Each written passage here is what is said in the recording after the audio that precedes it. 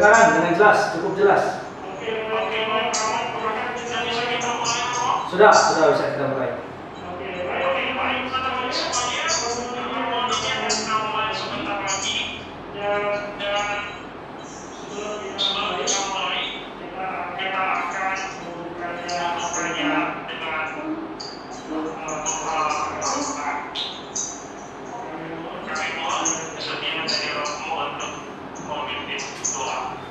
Mari kita berdoa.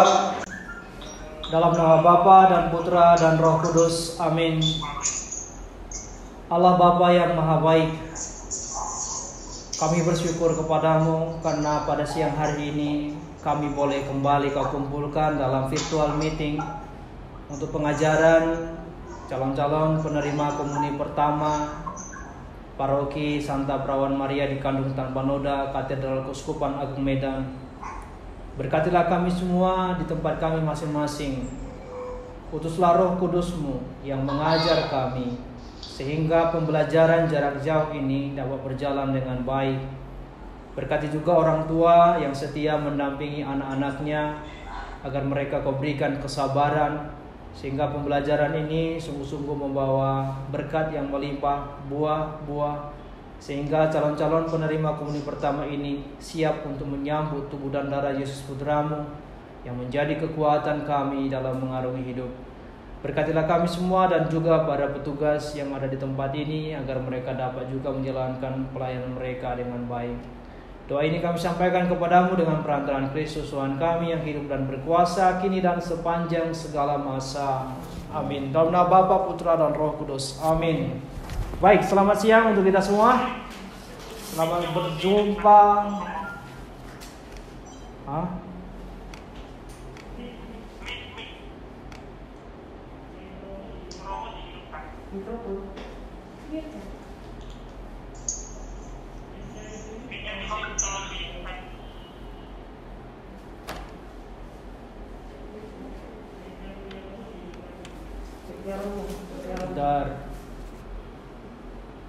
Sebentar ya.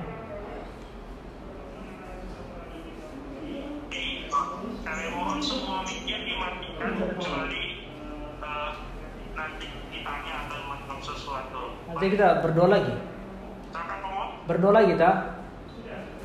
Sudah. Doa lagi. Baik. Halo, selamat siang untuk kita semua.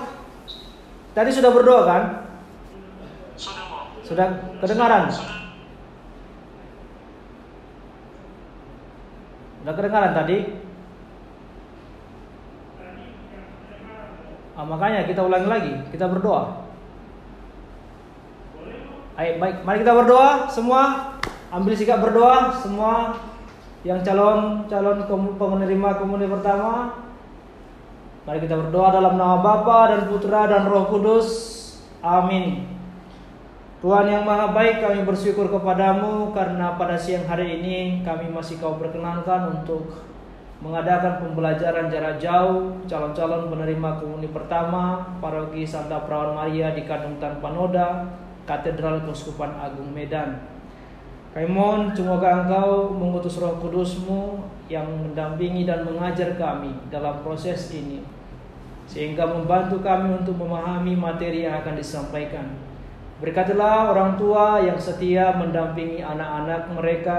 Semoga Kau berikan kesabaran dan kesetiaan kepada mereka, sehingga mereka juga menjadi pengajar bagi anak-anak ini, dan mereka kelak akan dapat siap untuk menerima dan menyambut tubuh Yesus Putramu yang menjadi kekuatan dalam hidup kami. Berkatilah kami semua dan juga petugas yang ada di ruangan ini agar mereka pun dapat menjalankan pelayanan mereka dengan baik dan dengan penuh sukacita. Ini semua kami mohon kepadamu dengan perantaraan Kristus Tuhan kami yang hidup dan berkuasa kini dan sepanjang segala masa. Amin. Dalam nama Bapa dan Putra dan Roh Kudus. Amin. Baik, selamat siang untuk kita semua. Terima kasih atas waktunya. Setelah minggu yang lalu kita dihantar oleh Pastor Paroki, Pastor Cesarius. Hari ini kita akan membahas satu tema tentang sakramen-sakramen dalam gereja Katolik. Dalam pembahasan kali ini saya akan mengajak kita semua untuk memahami apa itu sakramen.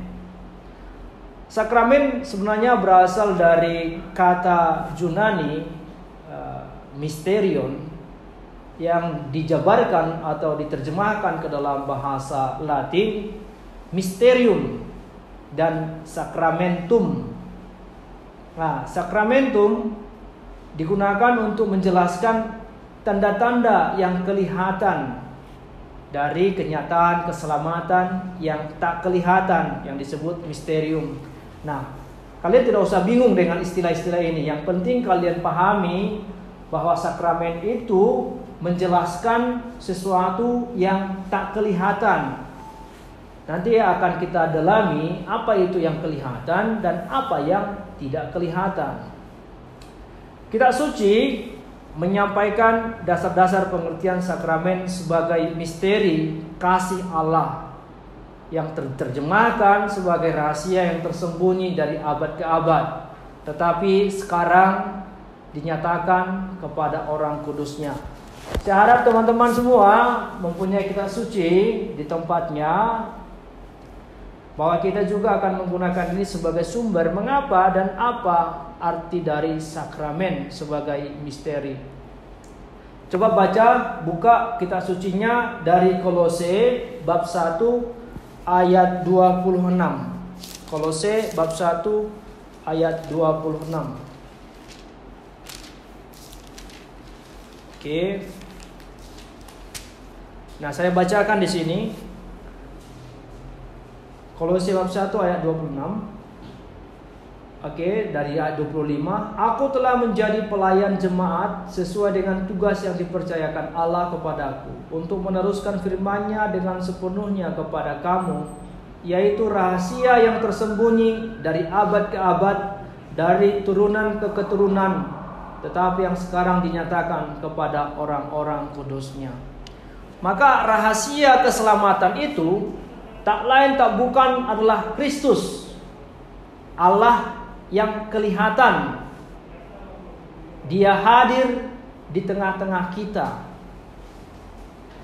Dalam Katekismus Gereja Katolik, kita bisa nanti membaca ada tulisan dari Santo Leo Agung yang mengatakan apa yang tampak pada penebus kita sudah dialihkan dan diwujudkan dalam misteri-misterinya, dalam sakramen-sakramennya. Sekali lagi, yang kita harus pahami adalah sakramen merupakan tanda yang kelihatan dari rahasia bahwa Kristus bekerja di dalam gerejanya oleh kuasa Roh Kudus. Teman-teman pernah mendengar istilah misteri? Itu bukan seperti tontonan dalam sinetron-sinetron atau film-film horor seperti itu. Yang dimaksudkan misteri di sini adalah sesuatu yang tersembunyi, yang rahasia. Sehingga rahasia itu akan kita kenali dalam sakramen-sakramen dalam gereja Katolik yang nanti akan kita sebutkan ada 7 sakramen. Nanti teman-teman harus menguasai itu, apa itu 7 sakramen. Mengacu pada pengertian ini, maka gereja sendiri adalah sakramen. Artinya apa? Sakramen artinya tanda. Maka gereja adalah tanda keselamatan yang menjadi tanda rahmat Allah yang mempersatukan Allah dan manusia. Sebagaimana Yesus mengambil rupa manusia menjadi sakramen dari Allah, maka gereja adalah tubuh Kristus. Artinya di dalam gereja, kuasa ilahi yang membawa kita kepada keselamatan bekerja melalui tanda yang kelihatan. Di dalam perannya sebagai sakramen keselamatan, gereja dipercaya oleh Kristus membagikan rahmat dalam 7 sakramen yang kita akui dalam gereja. Jadi sakramen tidak hanya sebagai lambang atau tanda, tetapi juga pemenuhan makna dari tanda itu, yakni pengudusan untuk keselamatan kita. Dengan merayakan sakramen-sakramen, kita mensyukuri rahmat Tuhan yang menyelamatkan dalam diri Yesus Kristus. Ketujuh sakramen yang akan kita pelajari nanti akan menjadi tanda yang terjadi sekarang. Sesuatu yang terjadi di masa lampau dan sesuatu yang akan terjadi di masa mendatang. Jadi sakramen itu juga mencakup hari ini, kemarin, dan besok. Jadi semua sakramen tidak hanya membawa rahmat pengudusan sekarang, namun juga menghadirkan misteri Paskah Kristus yang terjadi ribuan tahun yang lalu, tetapi tetap kita kenangkan menjadi sumber kekudusan dan menjadi gambaran kebahagiaan surgawi yang akan datang. Maka saudara-saudari, dengan berpartisipasi dalam sakramen ini, kita mengambil bagian dalam kehidupan ilahi yang tidak mengenal batas waktu. Kita mengambil bagian dalam kehidupan Kristus yang mengatasi segala sesuatu. Kita semua adalah anak-anak Allah yang telah dipersatukan dalam diri Yesus Kristus. Itulah sebabnya kita perlu belajar bagaimana kita mempersiapkan diri menerima komuni pertama sebagai salah satu dari 7 sakramen dalam gereja Katolik. Tetapi sebelum menerima sakramen Ekaristi, kita semua harus mengenali dulu, memahami dulu apa arti sakramen. Sekali lagi saya ulangi, sakramen adalah tanda dari kehadiran Allah yang tidak tampak sehingga membuat kita mengenali Allah. Sampai di sini saya kira kita bisa memahaminya. Selanjutnya dalam bahan yang pastor berikan, kita akan berbicara tentang sakramen-sakramen dalam gereja Katolik. Ada yang tahu berapa sakramen dalam gereja Katolik? 7? Oke. Ayo, 1 sakramen.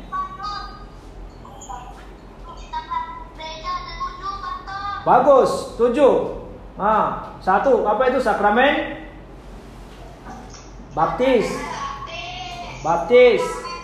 Kedua,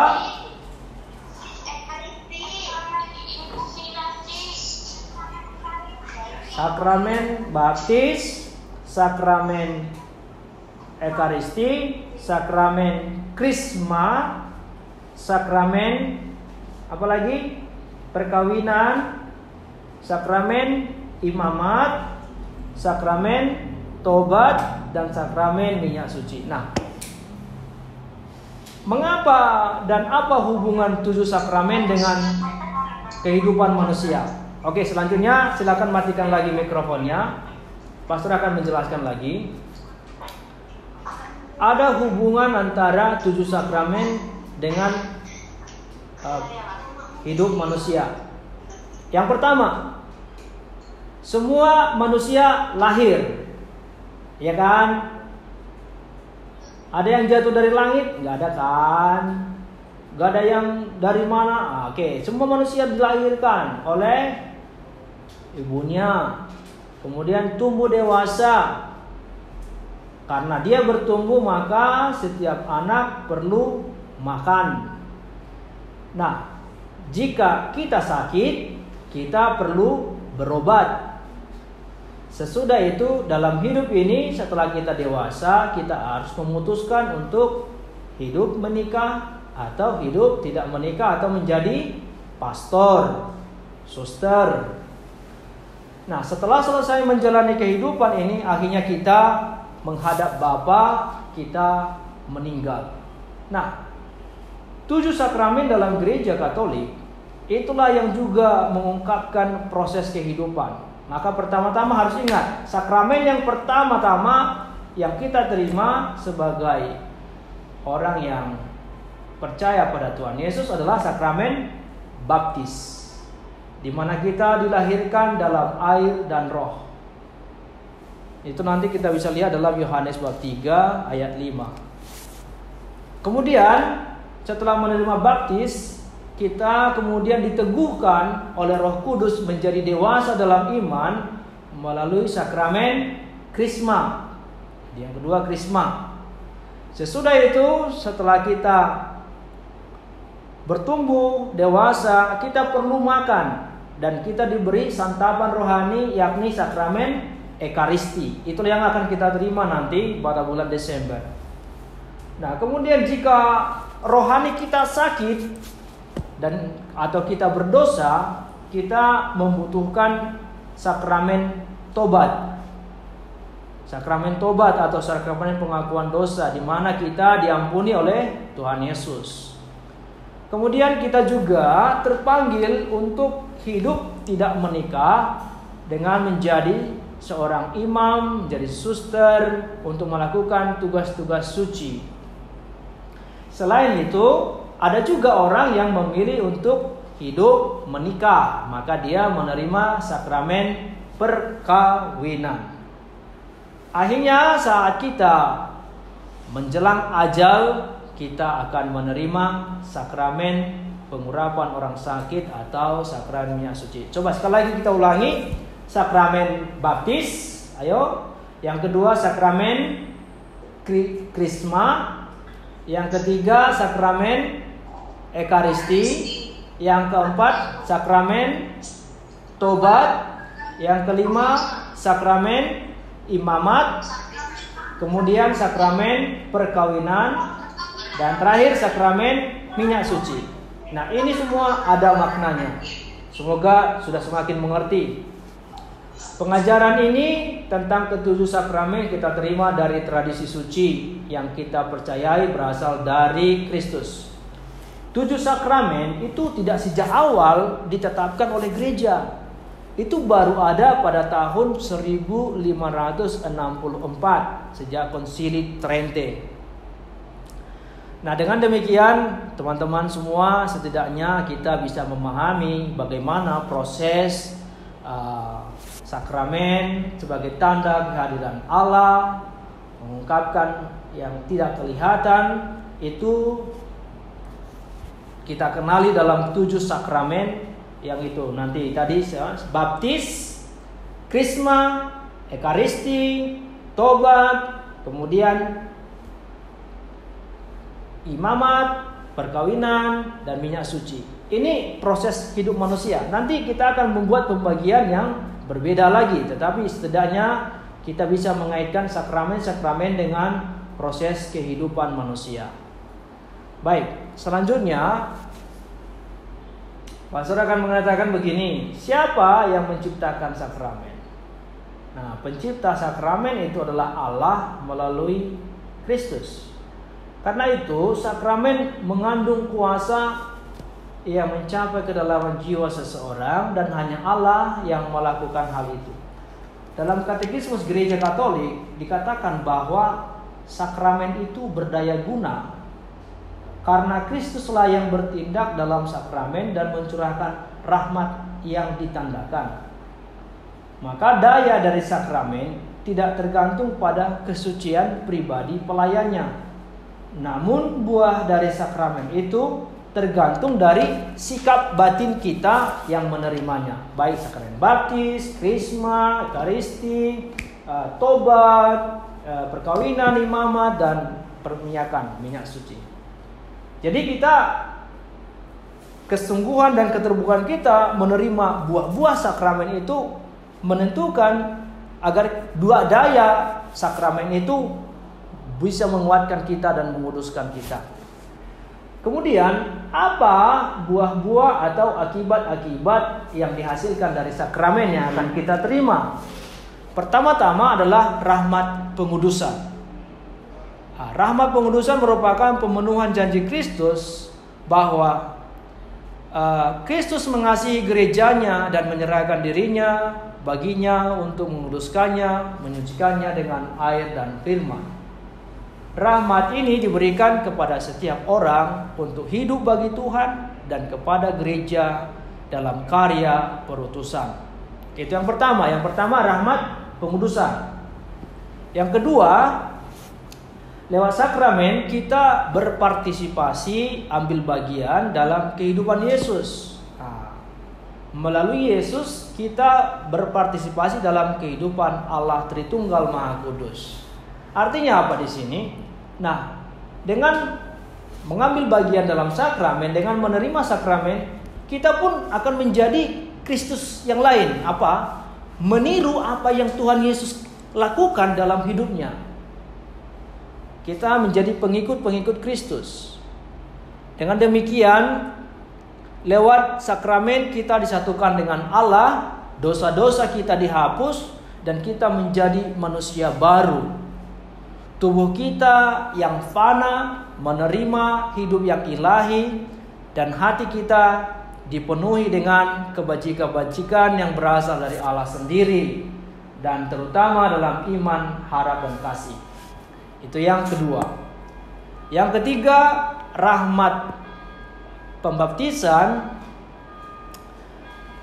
dan krisma serta imamat memberikan kepada kita karakter bagaimana kita yang telah dijadikan anak-anak Allah, kita siap untuk menjadi saksi Kristus dan kita menerima karunia pengudusan.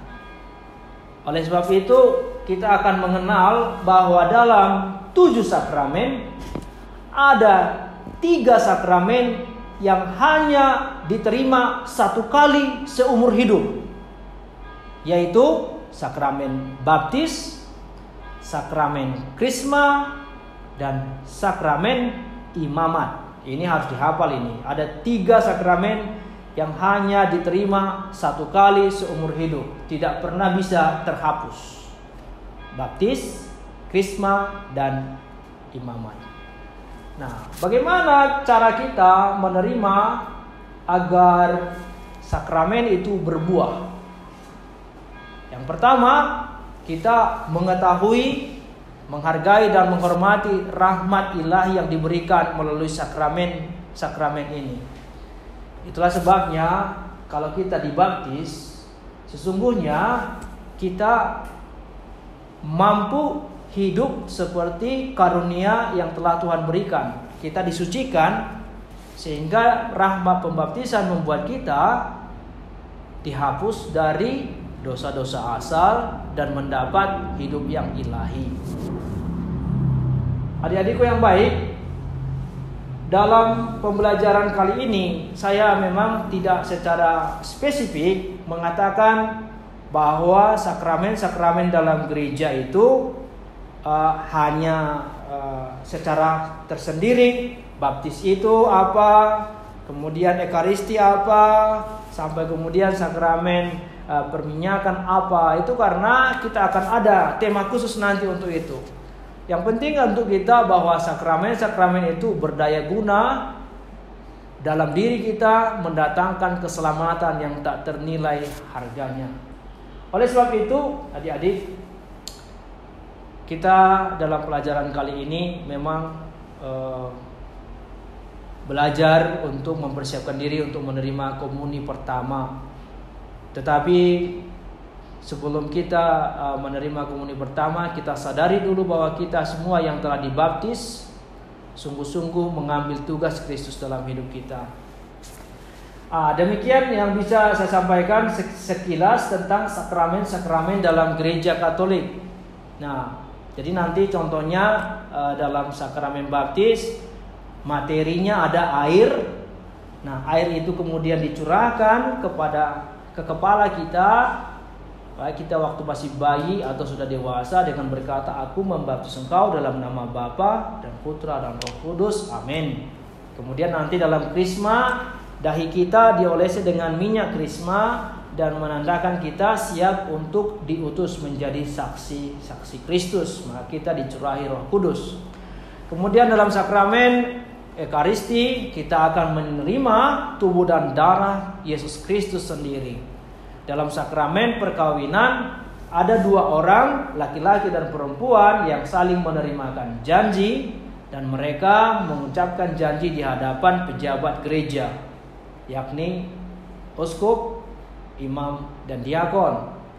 Dan kemudian sakramen imamat, imam atau orang yang telah menyelesaikan pendidikan selama di seminari, kemudian memasuki jenjang yang baru dengan pencurahan atau penumpangan tangan menerima karunia imamat.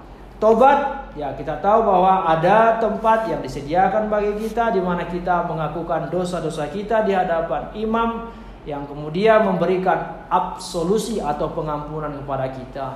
Dan terakhir, sakramen perminyakan suci, minyak yang dioleskan di dahi, kemudian di tangan, itu menandakan orang yang telah dioleskan dengan minyak itu memperoleh keselamatan dalam nama Yesus Kristus.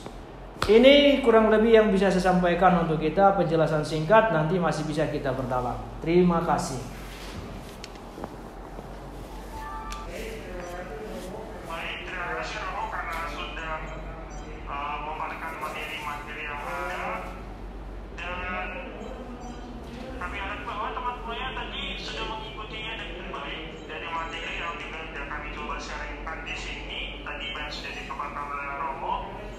Dan oleh karena itu teman-teman, apakah ada yang mau bertanya kepada Romo sebelum nanti mungkin ada sesi tanya jawab yang akan ditanyakan langsung oleh Romo kepada teman-teman semuanya. Karena di sini belum ada chat yang masuk Romo untuk bagian pertanyaan, sehingga kami belum bisa memberikan pertanyaan. Tapi apakah ada langsung dari Bapak Ibu atau anak-anak kami sekalian yang mau bertanya langsung kepada Romo? Sebelum kalau silakan sebut nama kita. Apa ada?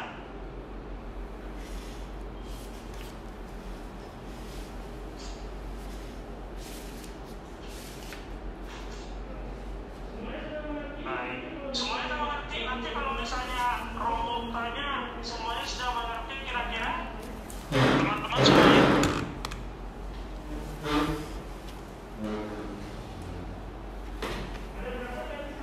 Ada berapa tadi sakramen? Ada? Tujuh ya? Ada. Ada baptis,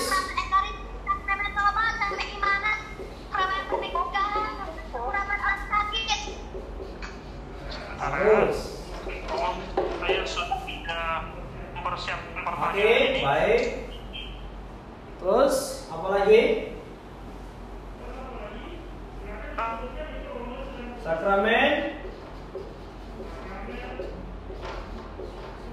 Ada sakramen perkawinan. Kelihatan nggak ya? Terus sakramen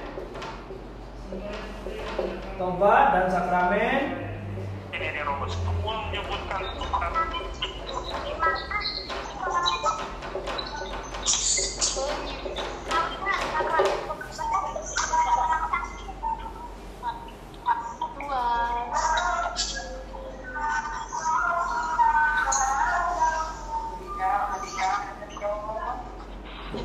ada 7 ya. 1, 2, 3, 5. Nah, ini yang disebut dengan sakramen inisiasi. Yang ini sakramen pelayanan. Ini sakramen penyembuhan atau perdamaian. Bisa semua? Kelihatan nggak ya? ya, bisa nampak. Bisa nampak nggak ya? Di sini akan dijelaskan. Oke, maaf. Inilah pembagian sakramen-sakramen dalam gereja Katolik. Tapi sekali lagi ini mau mengungkapkan bagaimana Allah berkarya dalam hidup kita. Oke, sakramen yang terakhir berminyakan nih. Tobat,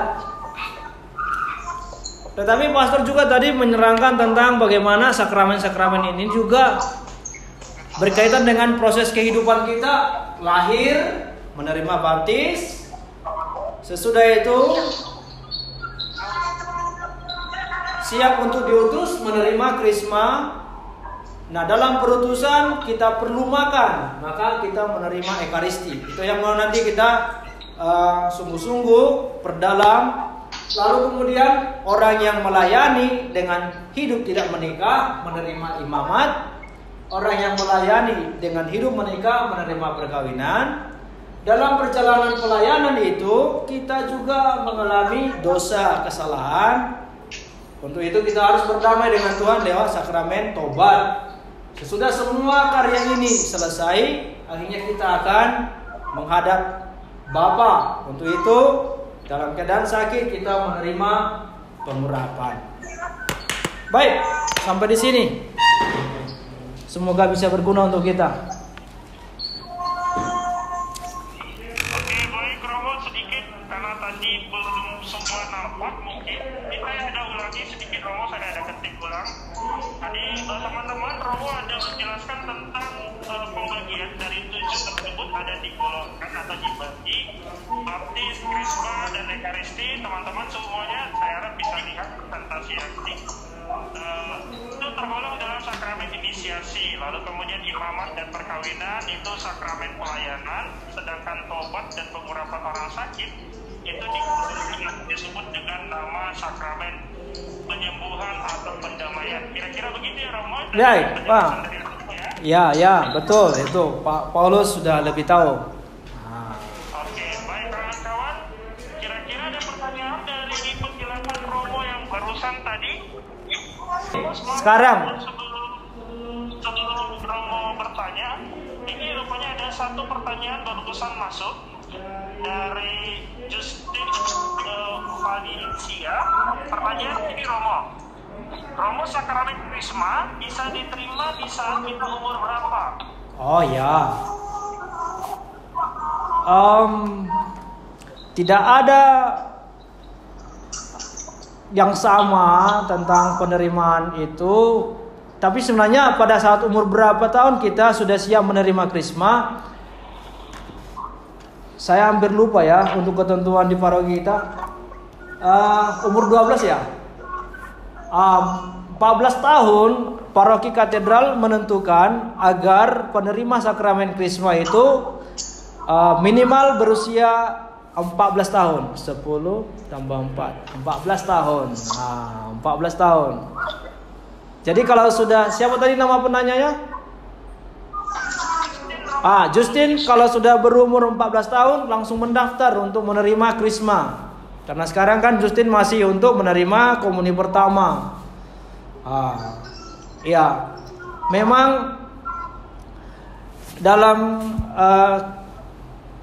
dalam keputusan atau katakanlah dalam kebiasaan, tadi ada satu pertanyaan, mengapa pastor menuliskan duluan krisma daripada ekaristi? Nah, ini menarik karena apa? Sengaja pastor memberikan urutannya dari krisma dulu ke ekaristi, karena kita menerima penguatan, sesudah itu kita menerima santapan yang menjadi kekuatan tubuh kita. Namun dalam urutan umur, memang dalam gereja Katolik, baptis, kemudian komuni pertama, lalu kemudian krisma.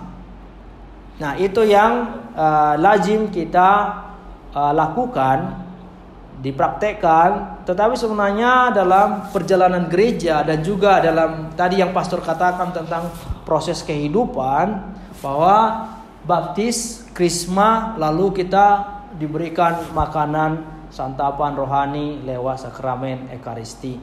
Begitu penjelasannya. Jadi nggak usah bingung antara duluan krisma atau komuni pertama. Yang pastor terangkan ini adalah kaitannya antara sakramen dengan proses kehidupan dari lahir, bekerja, makan. Itu perlu untuk kita ketahui. Kurang lebih begitu penjelasannya. Untuk beberapa orang yang mungkin agak bingung, nanti bisa diperdalam, bisa ketemu pastor, bisa juga bertanya kepada tim pengajar. Demikian. Lalu kemudian di sini Romo ada pertanyaan kembali sebelum nanti Romo mungkin bertanya dari Felipe Romo. Dari Felipe pertanyaannya, apakah benar kalau sakramen perminyakan hanya diperuntukkan untuk orang yang sedang sakit keras atau orang tua yang sudah lanjut umur? Baik. Sakramen pengurapan orang sakit itu sebenarnya diarahkan atau ditujukan kepada orang-orang yang sedang sakit keras dan juga orang-orang yang sudah lanjut usia, orang-orang yang mau menjalani operasi atau orang yang akan menghadapi sebuah situasi yang kemungkinan besar dia akan meninggal atau mengalami maut. Jadi sekali lagi makna sakramen pengurapan orang sakit ini adalah memberikan kekuatan batin, kekuatan rohani bagi orang untuk menjalani kehidupannya, terutama di ambang batas kehidupan, di akhir-akhir kehidupan. Memang betul. Jadi kita melayankan pengurapan orang sakit itu bagi orang yang sakit keras, bagi orang yang sudah tua, bahkan orang yang mau menjalani operasi yang berat, operasi besar. Dan juga ada perminyakan orang sakit diberikan kepada orang yang akan berangkat ke medan perang, yang kemungkinan besar dia mati di situ. Bisa terjadi itu. Jadi itu tergantung permintaan dan disposisi batin orang yang meminta. Banyak orang yang takut menerima perminyakan karena dikira setelah menerima perminyakan langsung mati. Itu kan. Jadi dikira sakramen perminyakan itu sakramen maut. Begitu diterimakan besoknya atau tak lama kemudian, hitungan menit atau jam langsung dead. Banyak orang yang setelah menerima perminyakan sembuh dan bisa kemudian setelah sembuh sakit lagi, ternyata dia minta perminyakan lagi, bisa dilayani, bukan sembuhnya, memang diminta lagi gitu. Itu baik. Makanya ini pertanyaan terakhir dari teman-teman kita, karena waktu juga kita batasi. Ini saya rasa pertanyaan terakhir. Pertanyaan terakhir itu adalah ini Romo, apa arti inisiasi? Yang ini ya. Iya Romo, ya ini Krisma dan Ekaristi yang kita sudah coba inisiasi. Menjelaskan. Oke, nah jadi dalam gereja Katolik ada 3 sakramen inisiasi atau sering kita sebut dengan sakramen permulaan atau pintu untuk menerima sakramen-sakramen yang lain. Jadi ini biar tahu, tidak boleh menerima imamat, perkawinan, tobat, pengurapan orang sakit jika belum menerima ini sebenarnya. Pintu masuk ini. Jadi sakramen inisiasi adalah sakramen yang pertama-tama harus diterima oleh orang-orang yang diterima resmi atau dibaptis dalam gereja Katolik. Nah, kurang lebih begini penjelasannya. Inisium, permulaan, pertama. Itulah. Jadi pintu untuk menerima sakramen-sakramen lain, itulah sakramen inisiasi.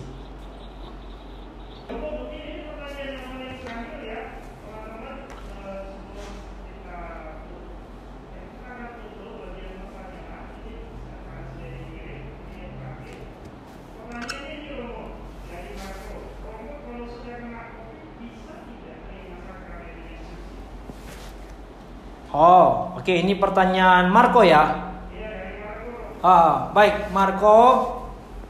Dalam situasi pandemi virus corona ini memang ada ketentuan dari keuskupan masing-masing, khususnya Keuskupan Agung Medan. Untuk sementara ini pelayanan pengurapan orang sakit untuk penderita COVID memang masih ditangguhkan, belum dilayani. Sampai menunggu nanti ada keputusan dari Bapak Uskup untuk melayani mereka yang menderita COVID-19 sesuai dengan prosedur atau protokol kesehatan yang ditentukan. Kita masih menunggu. Saya yakin kalau semuanya diatur dalam protokol kesehatan dan itu tidak membahayakan bagi pastor yang melayani dan juga bisa dibantu oleh protokol yang ada di rumah sakit atau di tempat yang telah ditentukan, nanti ya kita lihat saja bagaimana perkembangannya, Marco. Nah, itu yang bisa saya sampaikan. Saat ini memang belum diperbolehkan melayankan sakramen pengurapan orang sakit di tempat-tempat atau bagi penderita COVID-19. Tetapi untuk didoakan, banyak orang yang meminta agar didoakan dalam perayaan Ekaristi, sebagai intensi misa juga didoakan dalam doa koronka, kerahiman ilahi dan juga rosario. Begitu jawaban saya. Oke, pertanyaan pertama, tadi pastor sudah jelaskan. Oke, tadi sebutkan namanya, siapa orangnya, lalu apa jawabannya. Sebutkan sakramen-sakramen yang boleh diterima sekali seumur hidup. Christian Dionysius, Pastor.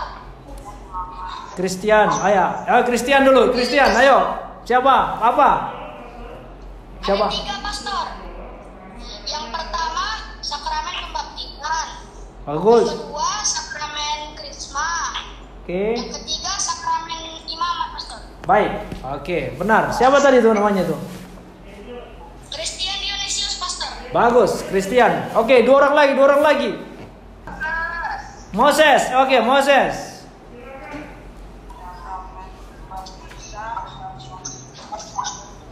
Mana Moses?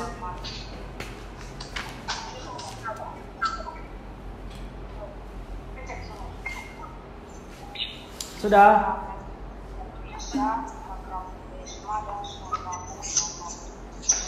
Oke, sakramen baptis, krisma dan imamat romo katanya. Silakan. Arsen. Silakan nih. Sakramen baptis. Sakramen sakramen Oke.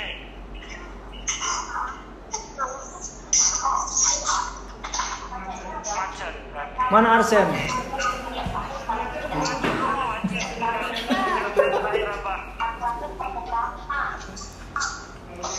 Sudah? Baik.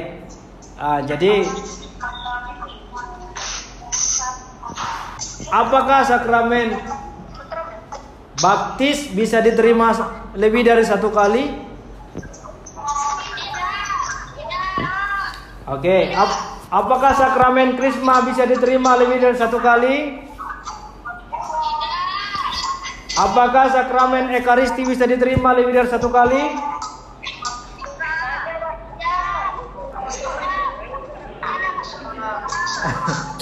Apa itu teriak-teriak? Tidak, ya dan tidak. Mana boleh gitu?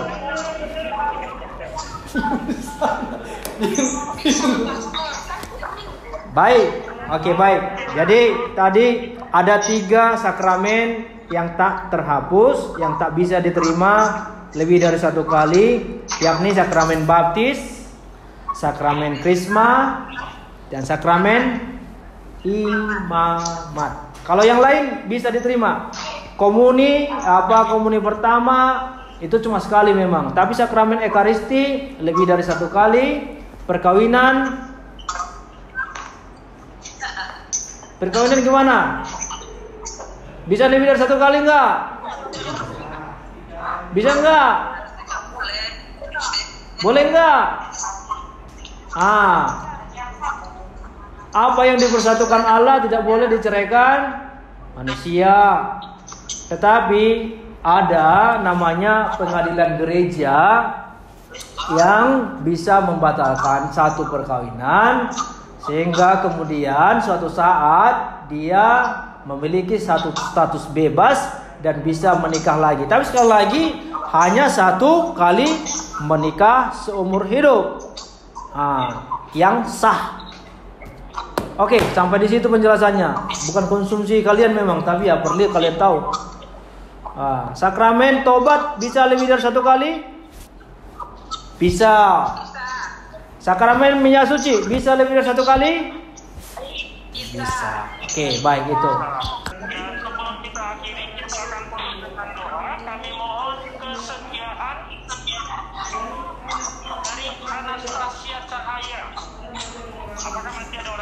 Filipina statusnya cahaya. Mari kita bersatu berdua. Atas nama Bapa dan Putra dan Roh Kudus.